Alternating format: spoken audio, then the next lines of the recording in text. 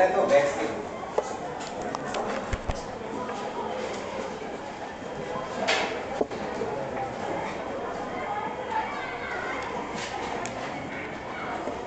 আচ্ছা, তো মোটামুটি ভ্যাকসিনের আলোচনাগুলো বা আইডিয়া মোটামুটি আমাদের সবারই আছে। ভ্যাকসিন কেন নেওয়া হয় বলতো?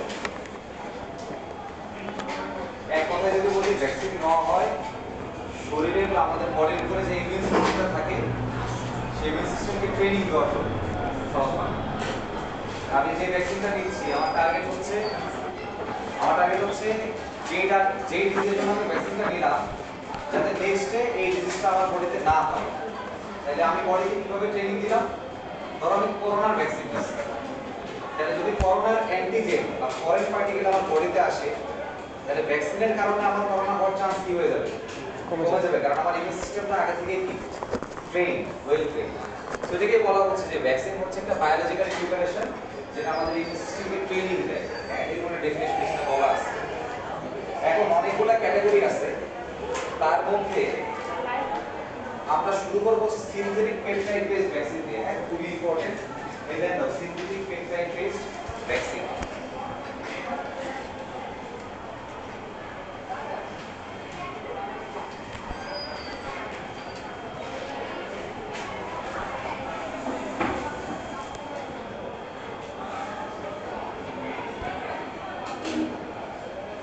ফার্স্টে তোমরা একটু এপিটোপের মিনিং দেখে রাখো। আমি জানি যে এপিটোপ অনেকে জানো কি জিনিস, তাও আবার একটু মনে করাই দিচ্ছি। এপিটোপ কি জিনিস বলো তো? এটা পড়ছো? অজানা কিছু না।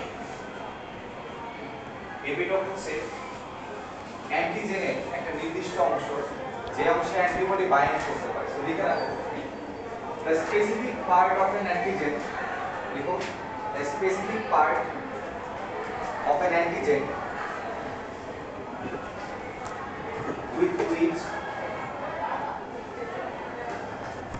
which antibody binds,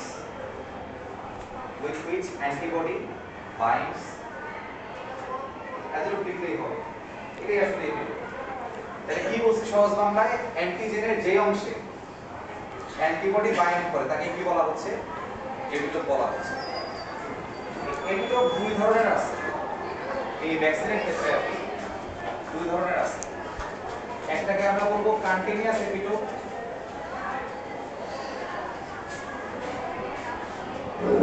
আরেকটাকে আমরা বলবো ডিসকন্টিনিউয়াস এপিটোপ।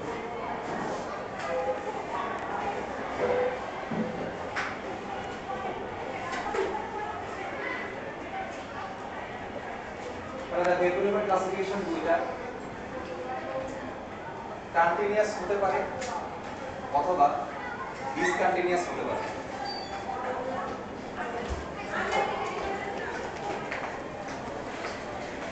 और कंटीन्यूअस এর আরেকটা মিনিং দেখো লিখে রাখছি। কন্টিনিউয়াস এর আরেকটা কি নামে ডাকা হয়? Linear epitope. আর ডিসকন্টিনিউয়াস কে কি ডাকা হয়?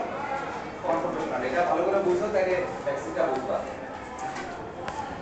এখন মনে করো এটা হচ্ছে আমাদের একটা অ্যান্টিবডি, মনে করো ওয়াইটা হচ্ছে মনে করো একটা অ্যান্টিবডি। অ্যান্টিবডি কার সাথে বাইন্ড করে? এপিটোপের সাথে বাইন্ড করে। তো ধরো এইখানে একটা অ্যান্টিজেন আছে এবং এইখানে এই তিনটার একটা কন্টিনিউয়াস মনে করো সিকোয়েন্স, এটা কন্টিনিউয়াস সিকোয়েন্স যার সাথে তোমার হচ্ছে অ্যান্টিবডিটা বাইন্ড করতেছে। সো এটা হচ্ছে আমার আসলে অ্যান্টিজেন। অ্যান্টিজেনের যেই অংশে অ্যান্টিবডি বাইন্ড করে তাকে আমরা কি বলি? এপিটোপ বলি। সো এটা লিনিয়ার কেন বা কন্টিনিউয়াস কেন? কারণ এখানে ভাঙা ভাঙা কোনো ফ্র্যাগমেন্ট নাই। আর ফ্র্যাগমেন্ট কখন থাকবে সেটা একটু চিত্রে এঁকে বোঝাই।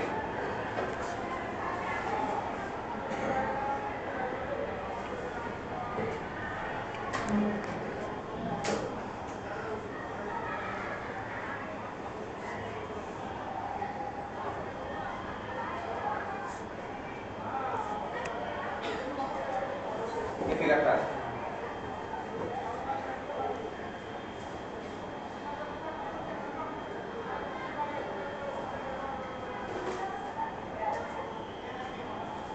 এইখানে তিনটা ডট হচ্ছে পাশাপাশি, এখানে তিনটা পাশাপাশি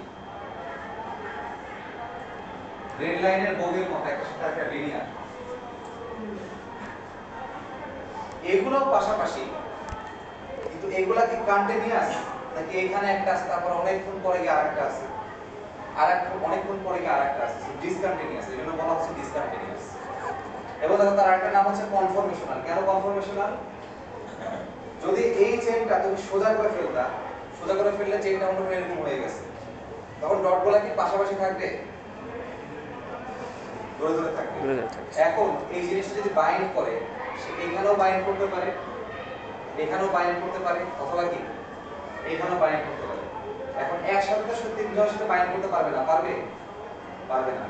সো কনফরমেশনাল এপিটোপগুলায় এই পয়েন্টগুলা এমন ভাবে থাকে যাতে তারা সবগুলাই কি থাকে? পাশাপাশি। সোজা থাকলে হবে না, হ্যাঁ, লিনিয়ার থাকলে হবে না। তাহলে এই কনফরমেশনাল জিনিসগুলো একটু ভাঁজ করা থাকবে বা ফোল্ডেড ফর্মে থাকবে। আর লিনিয়ারে কোনো ভাঁজ থাকবে? লিনিয়ার একদম সোজা থাকে, এজন্য বলা হচ্ছে লিনিয়ার বা কন্টিনিউয়াস। আর এটা বলা হচ্ছে ডিসকন্টিনিউয়াস বা কনফরমেশনাল। এতটুকু বুঝছো কিনা? তাহলে মনে করো এরকম আমার চেইন, এখানে একটা ফোঁটা, এখানে একটা ফোঁটা, এখানে একটা ফোঁটা, পাশাপাশি তিনটা আছে। এটা কি কন্টিনিউয়াস হবে না ডিসকন্টিনিউয়াস হবে? কন্টিনিউয়াস। কন্টিনিউয়াস হবে। তিনটা পর পর না, তিনটা পর পর, তাহলে কি হবে? কন্টিনিউয়াস। কন্টিনিউয়াস মানে কি একটার পরে আরেকটা। আর যদি এমন হয় যে একটা কেবল আছে, তো মনে করো এই কেবলের এই অংশে একটা আছে, এই অংশে একটা আছে, এই অংশে একটা আছে, এই তিনটা যদি আমার এরকম ভাঁজ হয়ে তিনটা অংশ যদি পাশাপাশি চলে আসে, এখানে একটা এখানে একটা, তাহলে এই দুটো, এটা হবে হচ্ছে আমাদের ডিসকন্টিনিউয়াস। তো ভ্যাকসিন বানানোর আসলে এরকম দুইটা টাইপ আছে, একটা হচ্ছে কন্টিনিউয়াস আর একটা হচ্ছে ডিসকন্টিনিউয়াস। তো আমরা কন্টিনিউয়াসটা কেমনে বানাবো সেটা আগে আমরা দেখি। এক নাম্বার হচ্ছে আমরা কন্টিনিউয়াস এপিটোপ দিয়ে কেমনে বানাবো।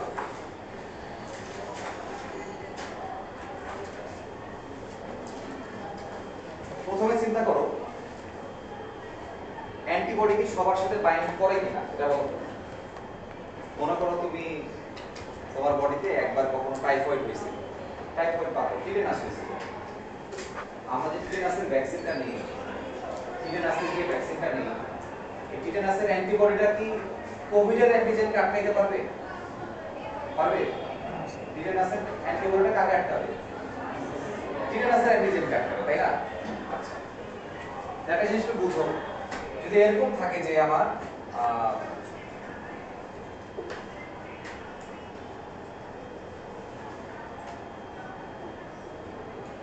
এই অ্যান্টিবডিটা এরকম কোন একটা জায়গায় গিয়ে মনে করো বাইন্ড করছে, অ্যান্টিবডিটা আসলে যেন বাইন্ড করে কি বলছিলাম? অ্যান্টিজেনের সাথে, অ্যান্টিজেনের এপিটোপের সাথে। অ্যান্টিজেনের কি? এপিটোপের সাথে। এই এপিটোপটা আসলে কেমন এপিটোপ বলো তো? Sir continuous. Continuous epitope. কারণ কন্টিনিউয়াস এপিটোপ কারণ একসাথে, ভাঙা ভাঙা না, একসাথে। অ্যান্টিবডি যার সাথে বাইন্ড করবে সেটাকে আমরা অ্যান্টিজেন বলতে পারি কিনা? পারি। এখন যে অংশটাতে অ্যান্টিবডি বাইন্ড করছে আমরা কি করব? সেই অংশটাকে আইডেন্টিফাই করব। তাহলে আমরা কি করতে পারি? আমরা এখানে লিখতে পারি যে আমরা কি করব? ফার্স্ট আইডেন্টিফাই করব। আইডেন্টিফাই করার পর যতটুকু অংশে অ্যান্টিবডিটা বাইন্ড করলো সেই অংশটা আমরা সিকোয়েন্স করব। সিকোয়েন্স করলে লাভ কি? মনে করো এইখানে যদি আমরা এতটুকু অংশ চিন্তা করি, এখানে বিভিন্ন অ্যামাইনো অ্যাসিড থাকতে পারে। ধরো এটা ভ্যালিন, ধরো এটা ট্রিপ্টোফ্যান, ধরো এটা হচ্ছে লিউসিন, ধরো টাইরোসিন, এরকম অনেকগুলো কি থাকতে পারে, অ্যামাইনো অ্যাসিড থাকতে পারে। সো এটা তো তোমরা জানো যে একটা প্রোটিন মানে আসলে কি অনেকগুলা অ্যামাইনো অ্যাসিড। সো আমরা কি করব? আমরা প্রথমে খুঁজবো যে কোন অংশে গিয়ে বাইন্ড করছে। এখন তুমি যদি এটা তৈরি করতে চাও, তৈরি করার আগে দেখতে হবে না কিভাবে তৈরি হয়েছে, মানে ওর জিনিসটা দেখতে কেমন সেটা দেখে তো তুমি বানাবা, কপি করবা, তাই না? তাহলে তোমার বডিতে অলরেডি আছে, তুমি যদি কপি করতে চাও আগে দেখতে হবে না বডিটা কেমনে বানানো। তো বডিটা মনে করো এইভাবে বানানো, VLTL এভাবে বানানো আর কি। তাইলে এই সিকোয়েন্সিং করলে তুমি বুঝবা যে অ্যামাইনো অ্যাসিডগুলো কিভাবে আছে। সিকোয়েন্স দেখার পরে তুমি কি করবা? এটা সিনথেসিস করবে, এবং সিনথেসিসটা হবে large scale synthesis. Large scale কেন বলা হচ্ছে? কারণ তুমি দুই একটা তো আর বানাবা না, তুমি ভ্যাকসিন বানাচ্ছ, হাজার হাজার মানুষ, লাখ লাখ মানুষ নেবে, তখন তোমাকে লার্জ স্কেল সিনথেসিস করতে হবে। এখন তুমি যেটা বানায় না সেটা দেখতে কার মতো হবে বলো তো? কোন অংশ বানাইছো তুমি? তুমি কি অ্যান্টিবডি বানাইছো না অ্যান্টিজেন বানাইছো? অ্যান্টিজেন। অ্যান্টিজেনটা বানাইছো না? এই অ্যান্টিজেনটা যখন তুমি অন্য কোনো মানুষের বডিতে দিবা, এই অ্যান্টিজেনটাই কিন্তু ভ্যাকসিন হিসেবে কাজ করবে। কেমনে? এই অ্যান্টিজেনটাই তুমি যখন মানুষের বডিতে দিবা, মানুষের ইমিউন সিস্টেমটা কি হবে? ট্রিগার্ড হবে। ইমিউন সিস্টেম ট্রিগার্ড হওয়ার কারণে সেখানে গিয়ে কে বাইন্ড করবে? অ্যান্টিবডি। তাহলে তুমি আগে থেকে দেওয়ার মাধ্যমে তোমার বডিকে ট্রেনিং দিয়ে রাখতেছো, অ্যান্টিবডি তৈরি করে রাখতেছো। নেক্সট বার যখন তোমার করোনা হইতে যাবে বা টিটেনাস হইতে যাবে, তখন তোমার বডিতে আগে থেকে কি তৈরি হয়ে থাকবে? অ্যান্টিবডি। আগে থেকে তৈরি হওয়া অ্যান্টিবডিগুলা নতুন ডিজিজকে তোমার আর হইতে দিবে না। বুঝছো? তাহলে আমি একটু ব্রিফ করি। এটা বানানো হবে যে কোনো একটা অ্যানিমেলের বডিতে। বানানোর পরে এটাকে আইডেন্টিফাই করতে হবে যে অ্যান্টিবডি কোন অংশে বাইন্ড করে। অ্যান্টিবডি যে অংশে বাইন্ড করে সেই অংশের সিকোয়েন্সিং করতে হবে। সিকোয়েন্সিং করে দেখতে হবে অ্যামাইনো অ্যাসিডগুলো কিভাবে আছে, কোন সিকোয়েন্সে আছে। সেই সিকোয়েন্স ফলো করে তাকে সিনথেসিস করতে হবে, মানে প্রস্তুত করতে হবে। প্রস্তুতটা করতে হবে লার্জ স্কেলে, অনেক বেশি তৈরি করতে হবে। লার্জ স্কেল তৈরি করলে কি তৈরি হয়ে গেল? ভ্যাকসিন তৈরি হয়ে গেল। ভিতরে আরো কিছু জিনিসপত্র আছে যেগুলো এখন আমাদের বিবেচ্য বিষয় না। এই জিনিসটা দেখো এখানে ছবি আকারে আছে। এক্সামে আসলে ছবি অবশ্যই আঁকতে হবে। এই যে লেফট সাইডের যে ছবিটা সেটা শর্ট অফ এরকম হয়। এই লাইনটা একজন অফ করে দাও তো, এই লাইনটা সুইচটা কোন পাশে?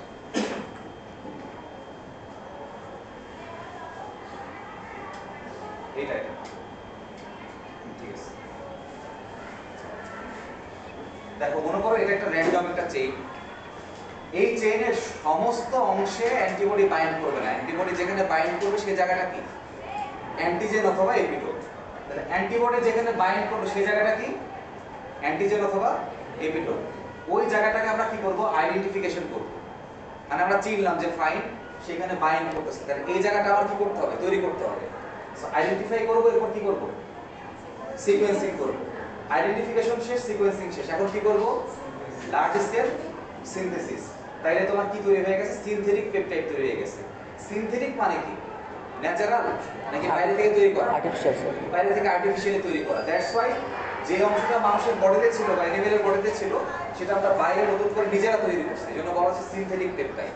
তাহলে এই পেপটাইডটা হচ্ছে ন্যাচারাল পেপটাইড, আর যেটা আমরা তৈরি করলাম সেটা কি? Synthetic peptide. তো এটা সহজ একটা জিনিস। আর একটা এটা তো আমাদের কন্টিনিউয়াস। কন্টিনিউয়াস কেন? কারণ দেখো এটা একটা অংশে তৈরি, একটা অংশে তৈরি। এখানে দেখো তো সবুজ দুটো অংশ তোমরা দেখতে পাচ্ছ কিনা? এটা কি একটা অংশ নাকি আলাদা দুটো অংশ? আলাদা দুটো অংশ। তাহলে একটা মানুষের যদি মাথা থাকে এক জায়গায়, পা যদি আরেক জায়গায় থাকে, সেটা কি কন্টিনিউয়াস হবে না ডিসকন্টিনিউয়াস হবে? ডিসকন্টিনিউয়াস। সো দুইটা এপিটোপ দুইটা বিচ্ছিন্ন জায়গায়, দুইটা ডিফারেন্ট জায়গায়। এইজন্য এটাকে বলা হচ্ছে ডিসকন্টিনিউয়াস এপিটোপ। কি বলা হচ্ছে? তাহলে এখন অ্যান্টিবডি যেখানে বাইন্ড করবে সেই জায়গাটাই আবার আসলে কি হবে? এপিটোপ হবে। আগের মধ্যে অ্যান্টিবডি যেখানে বাইন্ড করবে সেই জায়গাটা আমাকে সিলেক্ট করতে হবে। সিলেক্ট করার পর আমরা কি করব? স্ক্রিনিং করব, সিলেকশন করব, লার্জ স্কেল সিনথেসিস করব আগের মতো। সিনথেসিস করলে তোমার কি তৈরি হয়ে গেল? দেখো যে পেপটাইডটা তুমি এখন পাচ্ছ, সেই পেপটাইড কি সিঙ্গেল অংশ এখন নাকি ডাবল অংশ? ডাবল। মেইন কথা এটা তো কন্টিনিউয়াস না এখন। এখন কেমন? ডিসকন্টিনিউয়াস। এখন এই সিনথেটিক পেপটাইডটাই কিন্তু ভ্যাকসিন হিসেবে কাজ করবে। কেন ভ্যাকসিন হিসেবে কাজ করবে? কেন ভ্যাকসিন হিসেবে কাজ করবে? অ্যান্টিবডি তৈরি হবে ওটার খেয়াল করো, এটা আসছে কই থেকে? এই জায়গা থেকে না? এই জায়গাটা কি করতে পারে? অ্যান্টিবডিকে কি করতে পারে? অ্যাট্রাক্ট করতে পারে। তুমি যখন এই জিনিসটা তৈরি করছো তোমার বডিতে যখন তুমি দিবা, এই অংশটাও কি করতে পারবে? অ্যান্টিবডিকে অ্যাট্রাক্ট করতে পারবে বা অ্যান্টিবডি প্রোডিউস করতে পারবে। আর তোমার বডিতে অ্যান্টিবডি তৈরি করে লাভ কি? তোমার বডিতে অ্যান্টিবডি রিজার্ভ হয়ে থাকবে। এরপর যদি ডিজিজ আসে, ডিজিজ তৈরি হওয়ার আগে অ্যান্টিবডিগুলো কি করে ফেলবে? বাইন্ড করবে। ফরেন পার্টিকেলগুলোকে ধ্বংস করে ফেলবে, ফলে তোমার আর ডিজিজ হবে না। এটা বুঝছি তো? এটাই তো ভ্যাকসিনের কাজ। সেই জিনিসটাই আমরা করতেছি দুই ভাবে, একটা কন্টিনিউয়াস এপিটোপের মাধ্যমে, একটা কি ডিসকন্টিনিউয়াস এপিটোপের মাধ্যমে। সো খুবই ইম্পর্টেন্ট, যদি এক্সামে আসে তাহলে কি করবা? অবশ্যই দুটো ছবি আঁকতে হবে। ছবির পাশাপাশি এইখানে দেখো যে কথাগুলো আমি মুখে বললাম এগুলো পয়েন্ট আকারে লেখা আছে, এই দুটো পয়েন্ট দিতে হবে। এটা in the first approach, in the second approach, দুটো পয়েন্ট দিতে হবে আর ছবি দিতে হবে এখানে। এবং এপিটোপের ডেফিনিশন দিতে হবে। এপিটোপের ডেফিনিশন এখানে নাই, বাট আমি যেটা লেখাইছি সেটা দিতে হবে। আমি যেটা লেখাইছি এক্সাক্ট এটাই দেওয়া লাগবে না, এটাও দিতে পারো। তুমি যদি বই থেকে করে দাও সেটাও দিতে পারো, সমস্যা নেই। হুবহু কোনো কিছু কপি করা লাগবে না, তবে ছবি যেন হুবহু সেম থাকে। এটা বইয়ের ছবি। আচ্ছা, এরপরে আমরা হেডলাইন দিব হচ্ছে nucleic acid vaccines.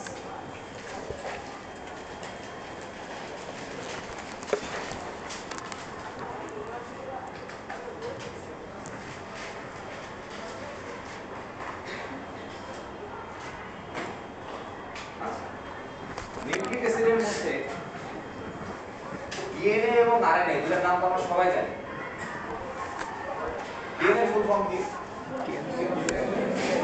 Deoxy ribo nucleic acid, এই যে নিউক্লিক অ্যাসিড।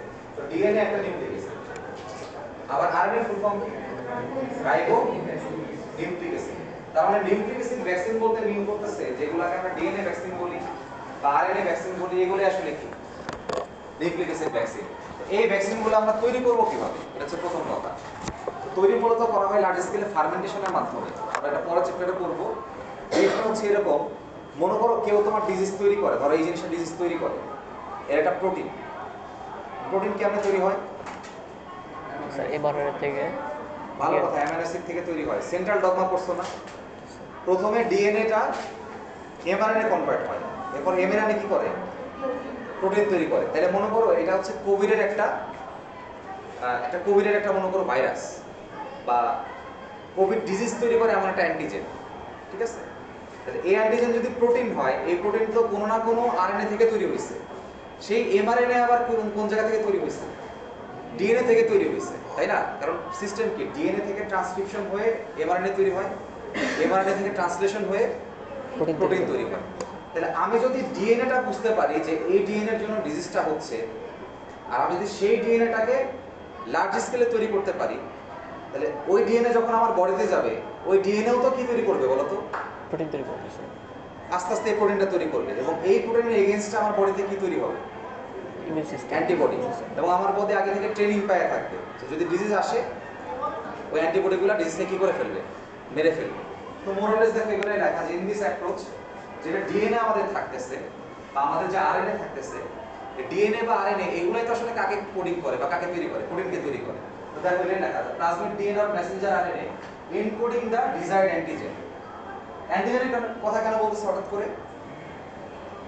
অ্যান্টিজেন থেকে প্রোটিন, অ্যান্টিজেন কি? প্রোটিন। ডিএনএ অথবা আরএনএ দুটো জায়গা থেকে তৈরি হচ্ছে আমাদের এই প্রোটিন। এই প্রোটিনটাই সরাসরি কি আকারে দেওয়া হয়? ভ্যাকসিন আকারে দেওয়া হচ্ছে।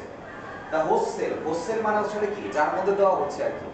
যেমন এক্সপ্রেশন সিস্টেমে হোস্ট সেলে মানুষও থাকতে পারে, ইকোলাই থাকতে পারে, হ্যাঁ, এরকম অনেক হোস্ট সেলে আছে। হোস্ট সেল কি করে তখন? ওই ফরেন প্রোটিনকে এক্সপ্রেস করে। ফরেন প্রোটিনকে এক্সপ্রেস করা মানে আসলে কি?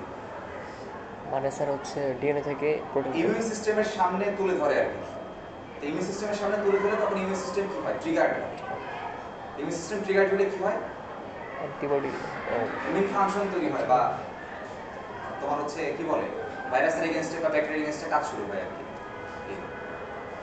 সো এটাই আসলে নিউক্লিক অ্যাসিডের মোটামুটি ছোটখাটো একটা আউটলাইন, যে ডিজিজ কজিং যে ডিএনএটা আছে, একটু লিখে রাখো ছোট করে, যে প্লাজমিড ডিএনএ অথবা প্লাজমিড ডিএনএ অথবা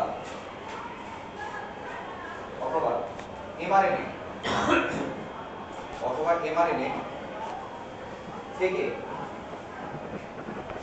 প্রোটিন ব্র্যাকেটে লিখবা অ্যান্টিজেন তৈরি হয়।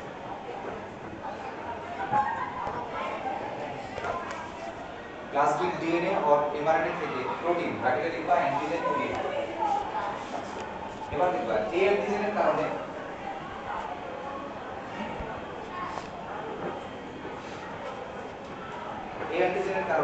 বডিতে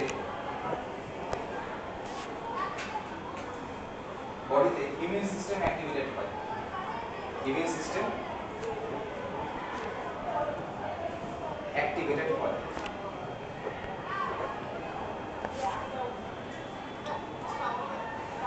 এটাই আসলে আমরা জানি যে ডিএনএ বা এমআরএনএ থেকে তো প্রোটিনটা তৈরি হয়। তো সেই প্রোটিনটা অ্যান্টিজেন যখন বডিতে যাবে, ইমিউন সিস্টেম তৈরি হবে, অ্যান্টিবডি তৈরি হবে।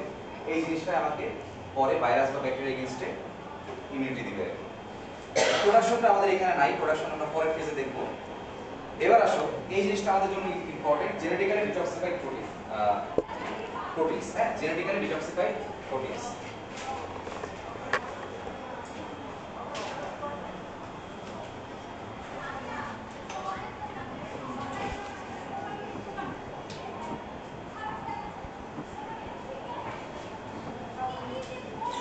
এই ডিটক্সিফিকেশনটা দুই ভাবে হয়, একটা কেমিক্যাল আর একটা হচ্ছে জেনেটিক। তো কেমিক্যালি কিভাবে হয় সেটা একটু লিখে রাখো, ফরমালিন দিয়ে।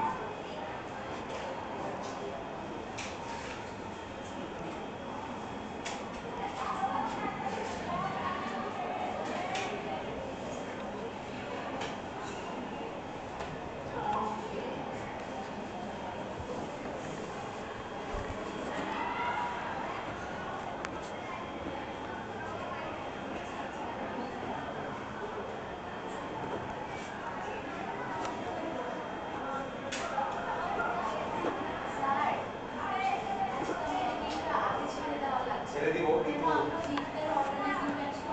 অর্গানাইজিং কাজে সবাই মিলে তো অর্গানাইজ করে না। তোমাদের ফোন দিলে হবে না, তোমাদের 13 জন হচ্ছে ভলান্টিয়ার থাকার কথা। কতজন থাকার কথা? 13 জন। আমার কাছে মনে হয় তোমরা বি সেকশন, তা আপাতত ওই দায়িত্ব থেকে, মানে দায়িত্ব সবারই মোটামুটি আছে সেটা জানি। 2টার মধ্যে হচ্ছে খাবার দাবার রেডি করার কথা, 3টার মধ্যে সব কিছুই করার কথা, কয়েকটা সিকুয়েন্সে ভাগ করা, যারা দায়িত্বরত তারা তো কাজ করতেছে। এই সেকশনের যেহেতু ওরকম ব্যস্ততা নাই, এই সেকশন আপাতত সামলায়, তোমরা একটু পড়ানোটা সামলাও। তোমাদের সামনে পরীক্ষা সামলাইতে হবে, কারণ তোমরা ক্লাস করছো যদি মাত্র 3টা। কয়টা ক্লাস করছো? 3টা। 4, 5, 3-তে তোমরা কি জানো সব থেকে বেশি ফেল আসে? সেই বিষয়টা একটু মাথায় রাখো। 4.5 কিন্তু মার্কস দেয় না, সুতরাং খেয়াল রাখো। অনেক কিছুই করতেছো কিন্তু তোমার মেইন জিনিসটা হাত থেকে ছাড়ানো হয়ে যায়। কারণ যদি এমন হয় যে মার্কস ডেভিয়েশন বেশি ফাইনালে, তখন কিন্তু থার্ড এক্সামিনের কাছে থাকা যায়। এখন তুমি যে জিনিসটা লিখলা, আমি যে তোমাকে লেখাই দিলাম, দেখা যাচ্ছে আমি মার্কস দিচ্ছি, 7.5 তোমাকে মার্কস দিল না, তাহলে মার্কসের কিন্তু হেরফের হয়ে যাবে। মার্কসের বেশি হেরফের হলে থার্ড এক্সামিনের কাছে যায়। তখন থার্ড এক্সামিনার কি করে, এটা নিয়ম হচ্ছে থার্ড এক্সামিনার নিজে একটা দেয় মার্কস, এরপর যার মার্কসের সাথে সেটা বেশি ক্লোজ হয় ওইটার মার্কসের সাথে সেটাকে অ্যালাইন করে সে রেজাল্টটা তৈরি করে। এরপরে কিন্তু তুমি আর চাইলে রিভিউ করতে পারবে না, বুঝছো? সুতরাং হেরফের কখন বেশি হবে, যদি তোমার লেখা হেরফের বেশি হয়। কারণ আমি যেটা পড়াইতেছি সেটা বইয়ের জিনিসপত্র, তো বইয়ের জিনিসটা তো স্যার কাটতে পারবে না, তাই না? সুতরাং এখানে একটু খেয়াল রাখতে হবে।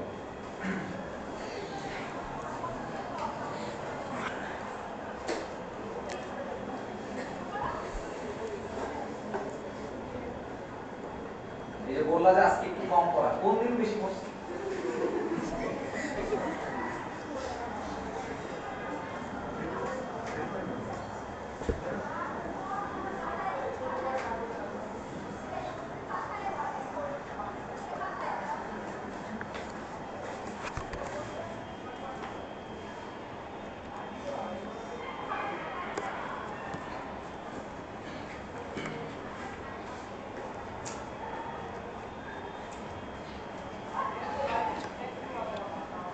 আমরা জানি যে টিটেনাস যেটা আছে, এই টিটেনাসটা তৈরির একটা প্রসেস যেটা ছিল সেটা হচ্ছে টিটেনাসের যে অ্যান্টিজেন সেটা ঘোড়ার বডিতে দেওয়া হয়, এবং ঘোড়ার বডিতে দিলে ঘোড়ার বডির মধ্যে একটা অ্যান্টিসেরা তৈরি হয়। অ্যান্টিসেরার মধ্যে অ্যান্টিবডিগুলো থাকে, যেটাকে আমরা টিটেনাস টক্সয়েড বলি। তৈরির আর একটা মডার্ন একটা টেকনিক হচ্ছে এই জেনেটিক্যালি ডিটক্সিফাইড প্রোটিনের সিস্টেম।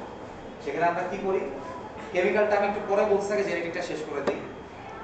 তোমার সমস্যা হচ্ছে কি খেয়াল করো, ডিটক্সিফিকেশন মানে কি, সেটা আগে থেকে টক্সিক ছিল, টক্সিসিটিকে কি করতেছি আমরা, রিমুভ করে দিচ্ছি। টক্সিসিটি রিমুভ করার জন্য কি করতে হবে চিন্তা করো। মনে করো কোনো কিছু বিষ তৈরি হয়, এখন যেখান থেকে বিষ তৈরি হয় আমি যদি একদম গোড়া থেকে কেটে ফেলি তাহলে কি বিষটা তৈরি হবে বা টক্সিকটা তৈরি হবে? তৈরি হবে না। একটা জিনিস যেটা টক্সিন তৈরি করে সেটা আসলে মূলত প্রোটিন। টক্সিনগুলো ম্যাক্সিমাম কি হয়? প্রোটিন হয়। এখন যদি এই প্রোটিন বা এই টক্সিন যদি আমি তৈরি বন্ধ করতে চাই, তাহলে আমার কোন জায়গাটাকে বন্ধ করতে হবে? ডিএনএ থেকে। ট্রান্সক্রিপশন বন্ধ করতে হবে। আমি যদি ট্রান্সক্রিপশন বন্ধ করে দিই ট্রান্সলেশন হবে না, ট্রান্সলেশন না করলে তো প্রোটিনও হবে না। ইভেন্টুয়ালি আমি দেখুন জেনেটিক লেভেলে গিয়ে এটাকে থামাই দিতে পারি, তাহলে আর সে টক্সিন কি করতে পারবে না, তৈরি করতে পারবে না। আলটিমেটলি সে কি হয়ে যাবে, ডিটক্সিফাইড হয়ে যাবে। আচ্ছা, এবার আসো কেমিক্যাল ডিটক্সিফিকেশনের প্রসেসটা আসলে কি সেটা একটু বলি। এরকম একটা ছবি আঁকা,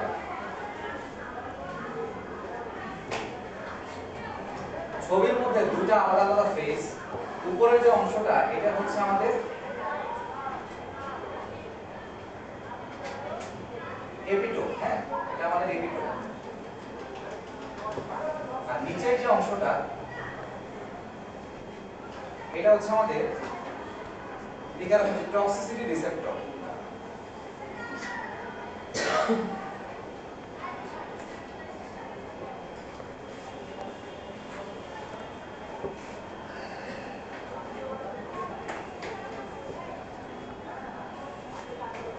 এরকম মনে করে একটা অ্যান্টিজেন আছে, যে অ্যান্টিজেনের উপরের অংশটা হচ্ছে এপিটোপ আর নিচের অংশ কি টক্সিসিটি রিসেপ্টর।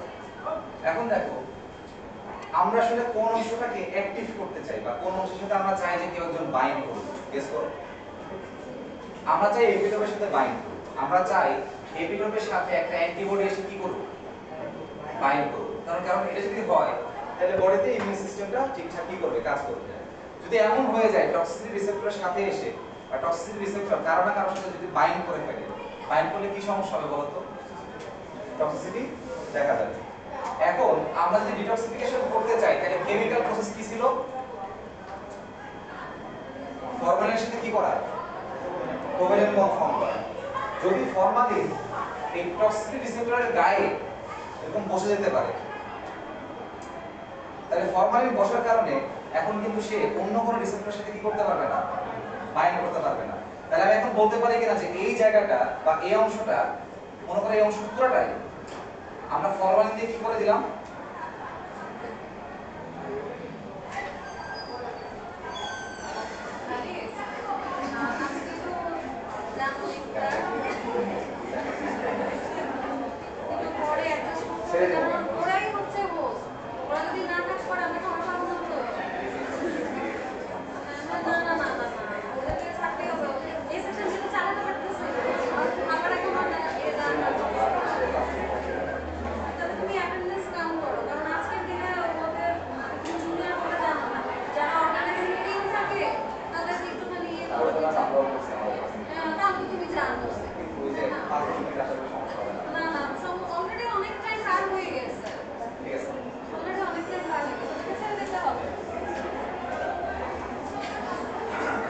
আমরা আমাদের সময় করছি, মানে না জানা কিছু না। প্রত্যেকটা ভার্সিটিতে যারা ফোর্থ ইয়ার থাকে বা থার্ড ইয়ার থাকে তারা সব কিছু অর্গানাইজিং থাকে। তা আমাদের অনার্স হচ্ছে 5 বছর ছিল, না জানার আসলে কিছু নাই। আমরা ইফতার অ্যারেঞ্জ করছি, আমরা পিকনিক অ্যারেঞ্জ করছি, তোমরা যেমন করো আমরাও করছি, এটা সবারই থাকে আর কি, না জানা কিছু। এখন খেয়াল করো এখানে টক্সিক রিসেপ্টরকে আমরা কি দিয়ে ব্লক করছি, ফরমালিন দিয়ে হচ্ছে আমরা ব্লক করছি। যদি এখানে ব্লক করে দেয় তাহলে কি অন্য কারোর সাথে সে বাইন্ড করতে পারবে, পারবে না। যদি বাইন্ড না করতে পারে তাহলে কিন্তু আলটিমেটলি আমাদের যে টার্গেট ছিল তার টক্সিসিটিকে সরাই ফেলানো বা ডিটক্সিফাই করে ফেলা, সেটা কিন্তু তাহলে আমরা সেটা অ্যাচিভ করে ফেলছি। তবে সবকিছুরই একটা অ্যাডভান্টেজ একটা ডিসঅ্যাডভান্টেজ থাকে। কি ডিসঅ্যাডভান্টেজ? ফরমালিন দিয়ে আমি এই অংশটাকে ব্লক করতে গিয়ে অনেক সময় হতে পারে এপিটোপকে আমি কি করে ফেলছি, ব্লক করে ফেলছি। যদি এপিটোপ ব্লক হয়ে যায় তাহলে সমস্যা হয়। কি সমস্যা? অ্যান্টিবডি দিয়ে যে বাইন্ড করতো এখন আর অ্যান্টিবডিও বাইন্ড করতে পারবে না, কারণ যেখানে কি অ্যান্টিবডি বাইন্ড করার কথা সেখানে আগে থেকে কে বসে আছে, ফরমালিন বসে আছে। এটাও হইতে পারে। আরেকটা আউটকাম থাকতে পারে, এই দুইটা একসাথে জোড়া লেগে, মনে করো এরকম টক্সিক রিসেপ্টর দুইটা একসাথে জোড়া লেগে একটা ডাইমার ফর্ম করে ফেলতে পারে। দেখো যদি নিজেরাই যদি রিসেপ্টরকে ব্লক করে ফেলে তাহলে কি আর সে টক্সিক অ্যাক্টিভিটি দেখাতে পারবে? মানে এখানে কি হইছে বুঝছো তো? এটা টক্সিক রিসেপ্টর, তার সাথে আরেকটা টক্সিক রিসেপ্টর এসে কি করছে, বাইন্ড করে ফেলছে। টক্সিক রিসেপ্টর যদি টক্সিক রিসেপ্টরের অংশটি যদি বাইন্ড করে ফেলে, এখানে সে কি আর কারোর সাথে বাইন্ড করতে পারবে কি না? মানে এখানে আসলে নিজেরাই নিজেকে ইনহিবিট করে ফেলছে, নিজেরাই নিজেকে ব্লক করে ফেলছে। সো তিনটা আউটকাম এখানে আছে, খেয়াল করো।